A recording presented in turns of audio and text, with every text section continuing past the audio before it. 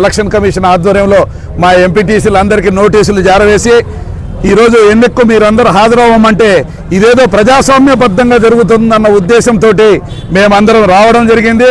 మాకున్న బలాన్ని నిరూపించుకోవడానికి మా ప్రయత్నాన్ని ఈరోజు ఇక్కడ ఉన్నటువంటి ఏదైతే అధికార పార్టీ ఉందో దాని యొక్క బలాన్ని మా మీద ప్రయోగించి నిస్సిగ్గుగా నిర్లజ్జగా పట్టపగలు ప్రజాస్వామ్యాన్ని ఖూని చేసే విధంగా మహిళలని కూడా చూడకుండా ఒక్కసారి చూడండి, ఈ గాయాల పాలైనటువంటి మహిళ యొక్క చేయిని చూడండి.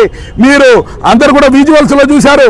బజార్లో మహిళలని కూడా చూడకుండా పైన పడి లాక్కపోతుంటే ఉల్టా చోర్ కొత్వాల్ కూడా ఆటే అని చెప్పి ఉల్టా చోర్ కొత్వాల్ కూడా ఆటే ఈరోజు వాళ్ళే చేసి వాళ్ళే కిడ్నాపులకు పాల్పడి ఇదేదో అరాచకము, వైసీపీ వాళ్ళు అరాచకం చేస్తున్నారని చెప్పి మా మీద నిందలు మోపడానికి ప్రయత్నిస్తున్నారు. మాకు బలం ఉంది సంపూర్ణంగా.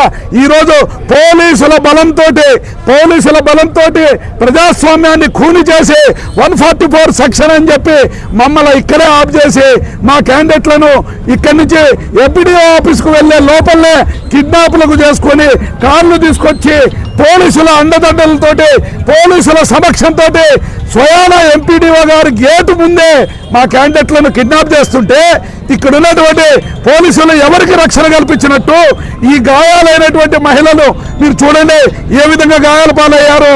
మరి ఇంతటి గాయాలకు గురవుతుంటే ప్రజాస్వామ్యాన్ని పరిరక్షిస్తున్నట్టుగా బిల్డప్లు ఇచ్చుకొని మరి మేమేదో కిడ్నాపులకు గురి చేస్తున్నట్టుగా మాట్లాడుతుంటే ఇది ఒళ్ళె వేసినట్లుగా ఉంది. ఖచ్చితంగా ప్రజల ముందు దీన్ని ఎండగడతాం. ఖచ్చితంగా ఎక్కడైతే ఎలక్షన్ కమిషన్ అనేది తమ చేష్టలుడికి నిర్లక్ష్యంగా వ్యవహరిస్తూ కేవలం నామమాత్రపు నోటీస్ ఇచ్చి పరిమితమైంది తప్పనిచ్చి ఎక్కడ కూడా ఎంపీటీసీలకు బలం నిరూపించుకునేటువంటి అవకాశాన్ని కల్పించలేదు. స్వయంగా వైఎస్ఆర్ కాంగ్రెస్ పార్టీతో సింబల్ మీద గెలిచినటువంటి ఎంపీటీసీలు 8 మంది ఉన్నారు. మేము విప్పు కూడా జారీ చేసి ఉన్నాం. మా పార్టీ మీద గెలిచినటువంటి అభ్యర్థులు మాకు మద్దతు ఇచ్చేటువంటి క్రమంలో భయపడే మధ్యలోనే అటకాయించి కిడ్నాపులకు గురి చేసి భయభ్రాంతులకు గురి చేయాలని ఇదేదో రాయలసీమ కదా గుర్తుకు తీసుకొచ్చే విధంగా కిడ్నాప్ సంస్కృతి, దాడులు చేయటం, మరి బెదిరించటం పోలీసు బలగాలతోటి మీరు స్వయంగా చెప్పాల్సిన పని లేదు. కళ్ళతో మీరు వీక్షించారు. జరుగుతున్నటువంటి అన్యాయము మొత్తం విజువల్స్ రూపంలో ఈరోజు ప్రజల ముందుకు రావడం జరిగింది.